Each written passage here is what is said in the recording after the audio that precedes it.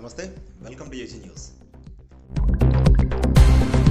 పేదలకు అందాల్సిన బియ్యం అక్రమంగా తరలిస్తుండగా అల్లూరు జిల్లా కొయ్యూరు మండలంలోని కాకరపాడు జంక్షన్ వద్ద ఎస్ఐ రామకృష్ణ ఆ వాహనాన్ని పట్టుకొని అందులో ఉన్న 55 బస్తాల బియ్యం రెవెన్యూ అధికారులకు హ్యాండ్ఓవర్ చేస్తే అవి కాస్త 45 బస్తాలని రెవెన్యూ శాఖ వారు చెబుతున్నారు. మధ్యలో 10 బస్తాల బియ్యం ఏమైనట్టు అర్థం కాని పరిస్థితి నెలకొంది. స్వయంగా ఒక ఉన్నత స్థాయి అధికారి అయిన ఎస్ఐ హ్యాండ్ఓవర్ చేసిన బియ్యం బస్తాలు పక్కదారి పట్టాయంటే ఇంతకన్నా దౌర్భాగ్యం మరొకటి ఉండదని చెప్పుకోవాలి.